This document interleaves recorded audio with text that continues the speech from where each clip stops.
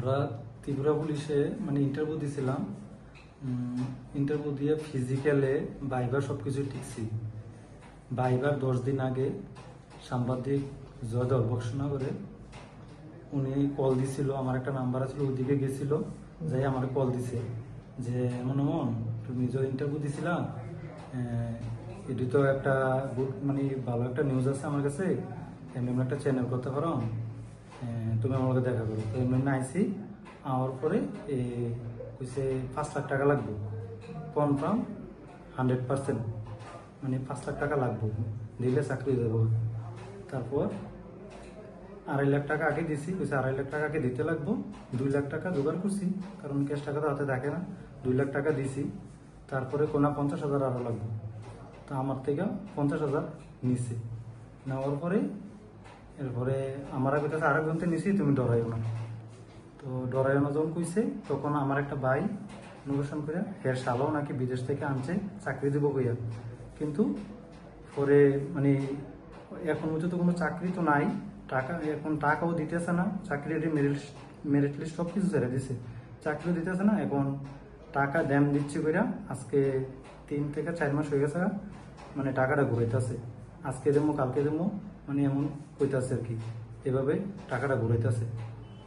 আরো 5 জন থেকে নিছে, আমিলে 5 জন, আরো 4 জন থেকে নিছে বক্সনগরে। ওই ছেলেরা, একটা মেয়ে আছে, হের বাড়ি রহিমপুর, কমলনগর বিয়ে দিছে, কিন্তু এখন বাড়িতে আইতাছি যাইতাছি, ড্যাম দিচ্ছে করতেছে, কিন্তু টাকা আর দিতেছে না। টাকাটা বক্সনগর দিছিলাম 2 লাখ, আর বেলুয়ার চর আমার থেকে নিছে 50,000, টোটাল 2.5 লাখ টাকা নিছে আমার থেকে। বক্সনগর কোন জায়গা দিয়েছ? বক্সনগর জদলের বাড়ি, আমার বড় ভাই আসছিল সাথে, মানে হেরে নিয়ে এসেছিলাম।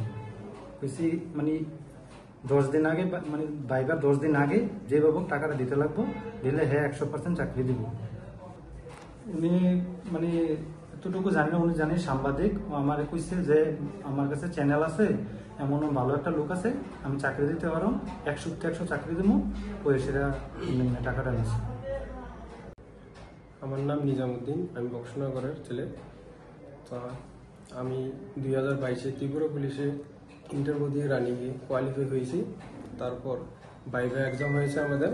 ভাইভা এক্সামের পরে আমাদের সাথে জয়দল সাংবাদিকের দেখা হয়।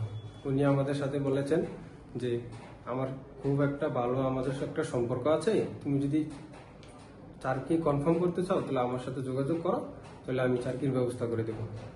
তারপরে আমরা গেলাম, যাওয়ার পরে কিছু 5 লাখ টাকা টোটাল কন্ট্যাক্ট হবে, এখন অ্যাডভান্স 2 লাখ টাকা দিতে লাগবে।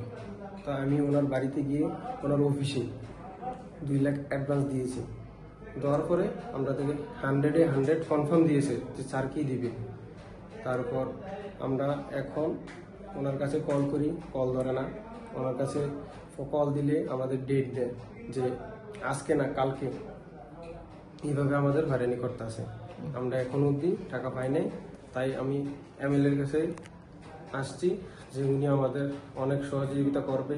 ওনার পারাবাসিত ছেলে আমি, যদি ওনার কাছে অনেক সাহায্য পাই তা আমার অনেক উপকার হবে।